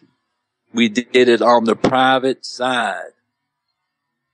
Is that why at the very beginning it says this is a certified plain statement of fact? That seems like Absolutely. Okay. Why is that there? Why is that such an important statement at the very beginning of the document? Well, it has to do with the principles the maxims of commerce. Well, if somebody wants to study commerce, go look up on the internet, maxims of commerce. Okay. And it'll explain to you about the use of affidavits and all those kind of things. As a matter of fact, if you look on the first part of that, affidavit of obligation, I list probably, 15 or 20 different maxims of commerce on there. See, I established the law of the contract before I even start talking about who the parties are. Right. Well, I think that to a certain degree, one could argue that in the justice of the jungle, in the justice of the barrel of a gun, he who has the peso has the say-so, and he who has the gun makes the rules. And so these liens wouldn't work at all if it wasn't for the fact that there's somebody who's ready to enforce them. Actually, no, the liens do work anyway. For instance, when as I mentioned, a lien is an arrest warrant. That is, it arrests the thing. It arrests the title to the thing, so that the thing itself cannot be moved. This is all Admiralty procedure. If you go back in ancient times, when the Admiralty, let's say for instance, a ship came into port and there was some kind of disagreement, maybe the sailors' wages or bills of lading or something was wrong, and so they would immediately go to the Admiralty with a complaint, and the admiral would have the marshal go out and tie the ship up to the dock. And it couldn't leave anywhere until the matter was settled. And so then when that was done, then the court would notify the owner of the ship that this had been done. And so the owner would have to come into the court with fiduciaries and with sureties to secure the release of the vessel. So this is the exact same thing we're doing with a commercial lien here, is we're creating a certified statement of fact in the form of an arrest warrant. So we're arresting the title. In this instance, we're arresting the title to gold. So the gold can't be moved. It has to stay in port. It's still tied up to the dock and can't move anywhere, which means nobody can use that thing, that ship, that gold, until the matter is resolved. And if the matter is not resolved, then you can go into the levy phase and actually do a seizure on the ship or the gold. Now, we'll probably use the Pentagon as the marshal of the court to go and do that, just like they did back in the Admiralty courts. Or if not the Pentagon, the U.S. Marshals or somebody. So at some point, does that mean that all of this stuff is going to have to be explained to the public once this all comes into focus and becomes a real action and a real series of arrests? I mean, it seems like what we're talking about seems so extremely complicated, and I feel like all people are getting is little thumbnails of a body of knowledge that you possess that is much more vast than we can cover in one conversation. How Let me just plug it right here and now. If they go to my website and look on the product list, they'll see all these subjects that we've talked about here that we've presented in seminars and webinars and all manner of things. I have no problem with you plugging that. I'd love to see documentation. So, well, just have them go to WSSIC.com, which stands for Winston Shrout Solutions in Commerce, and look at the things we have there. Like I say, I've been doing seminars, DVDs, and all these kind of things for about 8 years now, and we've put out a massive amount of information. So, okay, WSSIC.com. Yes. Okay. And I'm assuming that some of the things that you have people would pay for to read, and some of the things you have are public and people can just read it on your website without paying for it. Actually, we haven't published too much on the website itself. Okay. I mean, as far as information that could be downloaded and so forth. That particular business is not my business. I don't actually run that. That's a support business, and so they have to keep the lights on. Right. So that's up to them.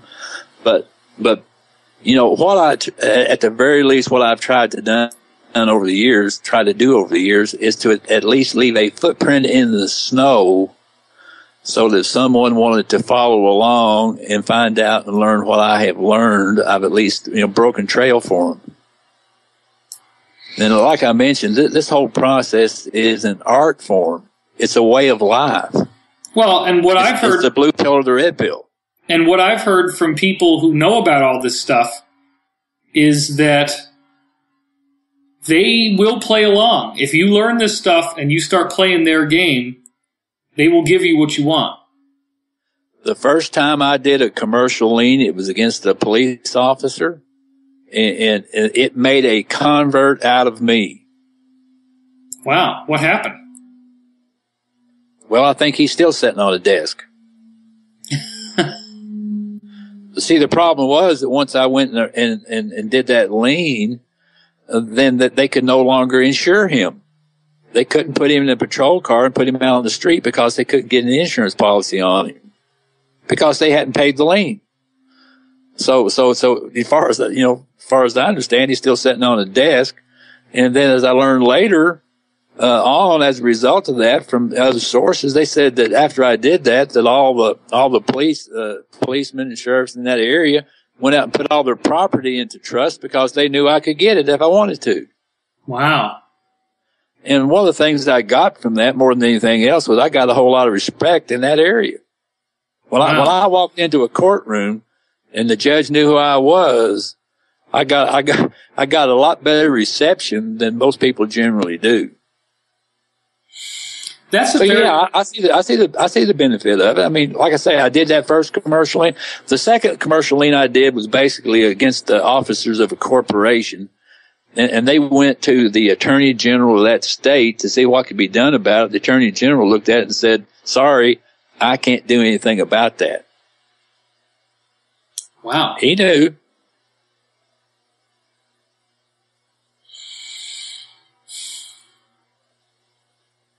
That's heavy. That's a heavy statement. Yeah, it's heavy.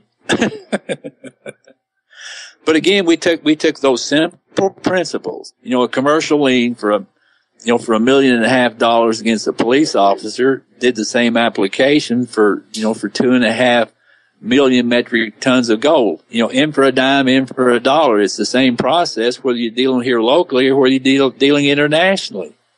It's the same exact process. That's why I said I probably got 2,000 or 3,000 students who studied this stuff that could go do the same thing I just did. It's just that I happened to be the guy on the scene at that time. That's all. There ain't nothing special about me. How do you think it is that they've been able to keep this so secret from everyone up until now? Which particular things are you talking about? I don't know. I mean, we're dealing with a vast subject, and obviously the judges, at some point in their college education, they are learning about all this stuff. They're actually getting all this information. But like you said, there's no book that you can go read that ties this all together. Well, like I say, I have to say about the education system. When somebody comes to me and says, I got a PhD, or they say I got a JD, That doesn't tell me what they know. It tells me what they don't know. And I do know what the law schools produce. They produce students who know procedure. They do not study law. They don't study constitutional law. They don't study common law. They don't study admiralty law. They understand procedure. And so that's what attorneys work with. And so when you bring to an attorney something that's substantive, such as a commercial lien, their first reaction is, hey, that's crazy. That's not legal. It doesn't exist in their world. But their world is different than the world of substance. They operate totally with codes, statutes, and fictions. Now we come in with something in reality, and I can see why they would get excited about it. They say, hey, we can't do that. And no, you can't do that. Because obviously an attorney has no civil liabilities anyway. And they don't deal in the real world. And so when they see something like this, it just absolutely sends them into a tizzy because they can't deal with it. It's just like that attorney general told that guy. He says, I can't do anything about that. He couldn't do anything about it. It was totally on the private side. And so, you got parallel universes going on here. When does a judge learn about this? He obviously he doesn't. He doesn't. He doesn't learn about it. You understand, when a guy accepts a job as a judge, first off, he's an attorney, and then they make him into a judge, and they give him a book. Say, here, study this book, and this will tell you how to be a judge. And that's all he knows, unless he goes and does independent study. But he is not taught these things. He has to understand. We've had some interesting things. There are some judges out there that are very well educated, but it's hard to find them.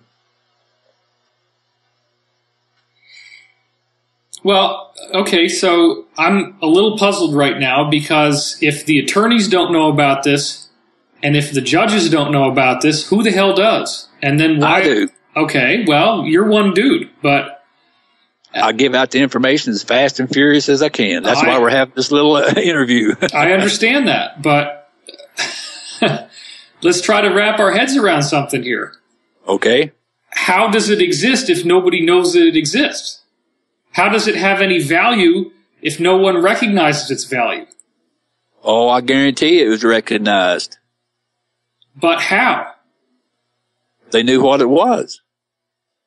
You understand, let me go back in history. Back in the 30s, back in 34 and 35, when they created all those bonds on Federal Reserves and all that kind of stuff, don't you know that those bonds were written against a commercial lien? Ah. I didn't know that. Yeah. So everything, just because it's new to you today, don't mean that tomorrow or the next day that you can't start to comprehend and put it into your world. I mean, when I first came upon this, I was completely dumbfounded. It took me a long time to sort it out in my mind because I had to change my logic. And that's a hard thing to do, when you spent 50 years thinking one way, and then all of a sudden you're presented with new facts, new evidence, and so forth, and it takes just a little while to wrap your mind around it, as I say. One of the hardest things I have to do as an educator is to uneducate people. Right. Do U.S. Marshals know more about this than U.S. judges? Yep. They do. A true U.S. Marshal, I think, would, yeah. You understand the U.S. Marshal Service is actually a private corporation. I did not know that. Oh, they're not government. They're not a government agency. I thought that, because we've had interviews with this man, Drake, and I grilled him on where the U.S. Marshals located, and he didn't really answer the question. And then other people came in and said that they were part of the Justice Department. But Justice Department is a corporation and it's incorporated in Delaware. Ah. Everything's been fictionalized. The United States Incorporated is actually a maritime corporation in Puerto Rico. That's why we got to get rid of them. That's what this whole arrest process is to restore fair elections and good constitutional government and so forth, and get rid of the corporations, get them out of our business. Restore reality to the country. Okay, well, if the U.S. Marshals do know about all this weird, arcane admiralty law stuff, Well, I'm not saying that each one of them doesn't, but saying, but certainly if they're educated at all. You understand, when I started doing all these seminars and putting out all these DVDs and all that kind of stuff, who do you think my biggest customer was? No idea. Think about it. U.S. Marshals and police? I would have to suggest, actually one time I was called in as a witness before a grand jury. And lo and behold, I looked down, and the U.S. attorney that was asking me questions about this situation over here, he had a copy of one of my seminars, DVDs of one of my seminars, sitting right there on his desk. Oh my gosh! Where do you get that from? Everybody needs to learn this stuff, and I don't begrudge anybody that wants to know. Right. I mean, I know for a fact that some of the big attorney firms back in the East, was ordering my DVDs simply so they would know how to, I don't know if they're trying to find out some way to confuse it or counter it, but I know. I'll tell you, for instance, when I first met Keith, I met him over in Cambodia on a certain thing that I went to, and he didn't know who I was and didn't know anything about me. But after he met me, he was impressed enough that he started calling around to different international contacts, that he knew. And he asked them, do you know Winston Trout? And they all come back and said, yeah, we know him. Wow. He said, why am I the only guy on the planet that don't know you? I said, well, you know me now. Wow. So word gets around. I already had, international, recognition, long time before I got involved with Keith and this process here. And so what I have done with Keith and Neil and the things they're trying to do is I've simply added what little bit I know to implement the things that they're trying to do. And so far, it's been helpful. And as long as I can keep being a help, I'll keep doing it. Well, now I am aware of this guy who deals with stock market cycle analysis, and he puts out books, and those books are similar to, and they're derived from material by another guy, and he was selling that material for $10,000, and he was getting Really? it. Yeah, he was getting it because of the amount of benefit that people could get out of that technology once they start using it. Well, it's cost analysis. If you think you can spend $10,000 and make $11,000, that's a good purchase. Right. My point is that the kind of information that can actually generate large amounts of wealth for people, some people capitalize on that to an extraordinary extreme.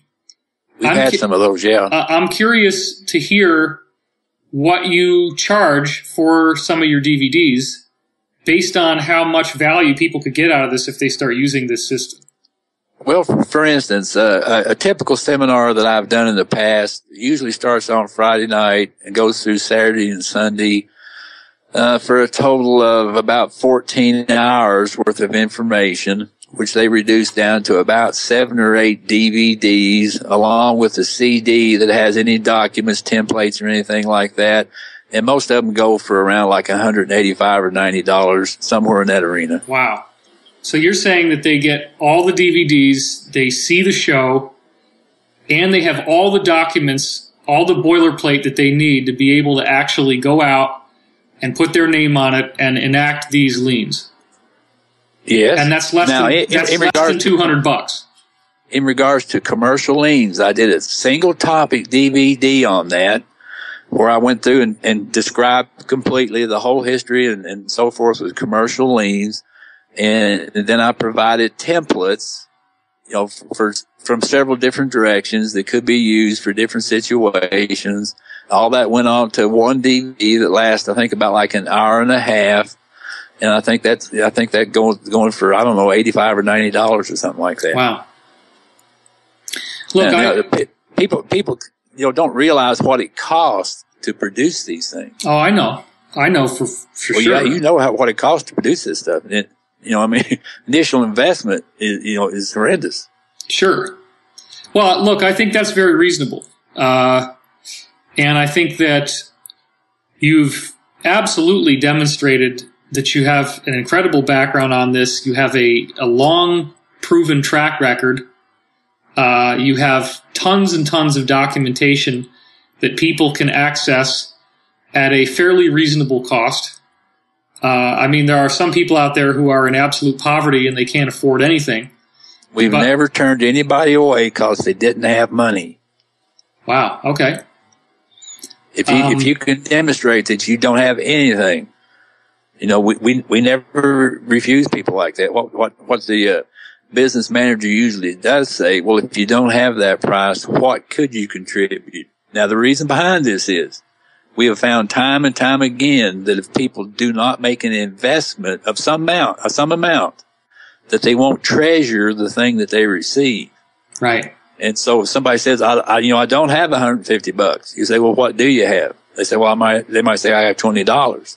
Okay, then we'll do it for $20 because we want them to put value in for value received, because that's the only way that they'll treasure what they get. I understand that. And I would imagine that if they succeed in using your system, that they're going to want to give back anyway when they get to that point. That's fine. You know, we don't need to have that kind of thing come back to us. What we want more than anything else is for people to have an understanding of it, find out if it's something that they can apply in their life. And if they do imply it, if they're successful with it, God bless them. Go bless somebody else. Well, I've got shoes. I got clothes. I got some place to live, and I got food. So if you receive some benefit from this, go help somebody else with it. Okay. Regarding, you said that you filed liens and the Attorney General said there's nothing I can do about this. Yep. So that's a level where the buck stopped. That's a level where somebody knew enough to know that this really works. Absolutely. Where did the Attorney General get that information from? It's not like everybody's running around with a Winston Trout DVD in their pocket. Well, probably he looked at the lien itself where it says John Doe 1 through 20. Okay, why does that matter? He didn't want to be John Doe number 1. Ah. But how did he know that you were actually doing something that was enforceable? Well, the attorneys are very familiar with administrative due process. And so I'm sure when that Attorney General looked at the administrative due process and saw that the process itself was correct and complete, then that's why he said, there's nothing left to be done. You understand that this is prejudicial. It's prejudicial. Now, it could be taken into judicial, but all these private administrative processes we do are prejudicial, and we try to settle it on the private level. Again, going back to the New Testament, what did it say about there in problem resolution? It said, go to your brother first. If you can't settle it that way, go to arbitrators. If you can't settle it, with arbitration, then and only then go to court. And so we're out here trying to resolve these things between our brothers. And if we have to, then we go to arbitration. And then if you think, if worse comes to worse, then you go to court, but only as the last resort. Well, the Federal Reserve people could basically flip you the middle finger and say, sure, you want to file liens against us, but hey, you're just gonna bounce off our back, and we don't give an F what you do. Tell it to the Pentagon. Right. Winston is a pacifist in that respect. I'm not going to hit somebody on the head with a club over this, but the Pentagon might. Right. So in other words, these people, this cabal, they created this system. They know this system probably, I imagine that there are guys who know everything that you're saying on the inside, because they created that system, and they can't stop that system from being used against them if someone has the knowledge and if someone has the backing, which in this case would be the Pentagon. Yep. It's law, merchant law. Right. It regulates commerce and trade. It's substantive. It's not fiction. It's all in substance. See, when I was talking to Keith about that situation, because he had the original a contract for that gold, for the 4%. I said, Keith, look at that and see how that 4% was to be returned. Was it in money or anything else? And he said, it doesn't specify. I said, well, gold was given, so gold will be returned. So when we wrote that, lien, then the return on the 4% was to be paid in gold. Is all in substance. So we didn't go into any kind of fiction whatsoever with that. Well, I think what I'd like to do, Winston, is I think this is like chapter 1, and I'd like to have another chapter. And I think what would be awesome is if we could get you and Jordan Maxwell together and talk about this where both of you can ping pong off of each other, because I would love to have had his input in this discussion, because he's been lecturing on this stuff just like you have, and there's a lot of things that he would toss in quickly that I think would help to add context. So are you open to that in the future? Yeah, sure. Actually, I was on a seminar with Jordan. He did one day and I did the other, and it was back in, I don't know, about 2001 or 2 down in California. So I met Jordan one time, and we shared a podium one time. So yeah, I'm open to it. Okay, great. Look, I think that people are probably going to be confused. I think it's really important that we get the transcript. I feel like once we established the thoroughness of your knowledge and the fact that you're already out there making this work, I think maybe people are starting to get a sense of this and starting to get a sense that, hey, we're not making this up. The attorneys and the people who are trying to tear these liens apart simply don't understand the legal system that the cabal actually created and is using, and whether they like it or not, and whether they want to or not, this system is now being used against them, and it's being enforced by what I'm calling the good guys, which would be people in the Pentagon who want to see freedom and want to see their children have a world that we can all live in peace and in harmony. Yeah, that'd be great. And if you get that transcript, maybe you could send it to me so I can go over to make sure that I didn't slip a word or use a wrong word. I'm sure that our transcribers are not going to understand all the things that you said, and there's probably going to be some little things that need to be clarified. So yeah, so that'd probably be a good idea. So this is a process. I'm not entirely sure whether to put it out just as audio first or whether it should come out with the transcript at the same time, because I think people are going to get lost in it. There were some places where you were speaking really fast, and unless you're reading it, you're probably not going to be able to keep up with it fast enough. But nonetheless, I think I probably can put the audio out as long as I give a disclaimer that says you might get really frustrated listening to this, you might get lost, and it may not be something that you really want to try to listen to as much as something you can read where you take your time. And we will try to stock it up with some links and some things people can click on to go back and follow up and do the due diligence. But sure, I've looked at the things you put up before, David. You do a masterful job. I got to say, you do a great job. So, well, thank you. I appreciate that. Yeah. And I know you got to bust out the door. You have a personal issue that's urgent, and I want to respect that. So I will end our interview at this time. Do you have any final statements you'd like to make here? Oh, just, thanks for the effort of all the people that are trying to make the world a better place. My appreciation goes out to you. Well, I thank you for getting involved and being willing to do this. It's very brave. And I think that one last statement from you about these mass arrests. So many people simply cannot believe that this is going to be done. Do you yourself believe that this actually is going to be done? Absolutely. And why? This has been on the horizon now for a number of years. I think the real factor here is the technology that Drake had developed so that the military could come in and not have to deal with the civil problem. You understand that the military cannot intervene until the civil government has been deposed. And so the technology that Drake had come upon there was facilitated the deposition of the civil government so the military could intervene. Right. In the past, for instance, in the past, we've gone to the military with habeas corpus and various other things, and they would come back almost every time and say, we cannot help you at this time. And we were always in a quandary, wondering what the right time would be.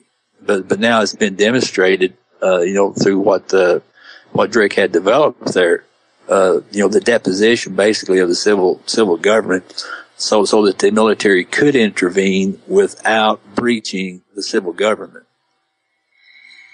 Well, some of the paranoid and angry comments that we get is, "Oh my God, you're trying to overthrow the government." And it's funny because like they realize that we're dealing with a completely criminal enterprise here, but then as soon as anyone tries to oppose it, they don't want it to be touched.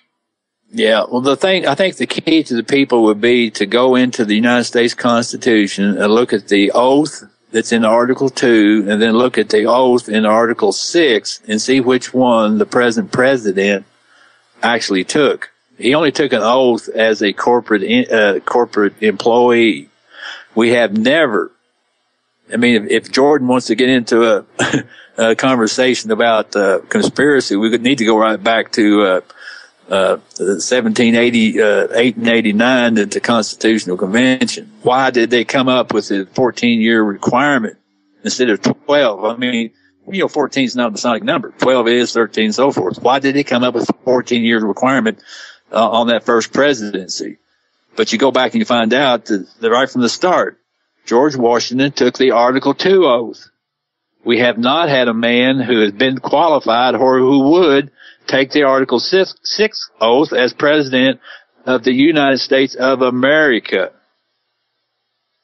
So if people want to start on their journey, just go read the Constitution. Go read Article 2 and go read Article 6. Interesting. Yeah.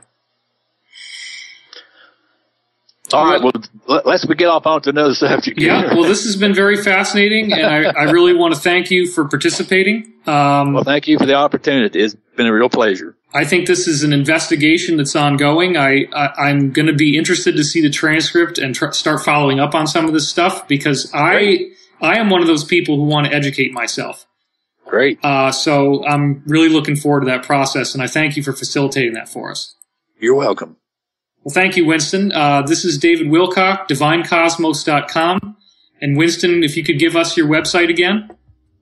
It's WSSIC.com, which stands for Winston Shrout Solutions in Commerce. Terrific. Thank you, and till next time, buddy. Okay. All right, very good.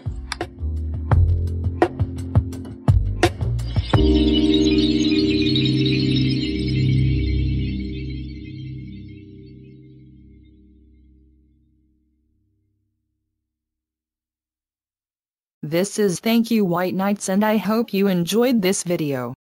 For updates and to go to the source of this article, please find the link below the YouTube screen while watching in YouTube. For the latest news and updates, please visit thankyouwhiteknights.com.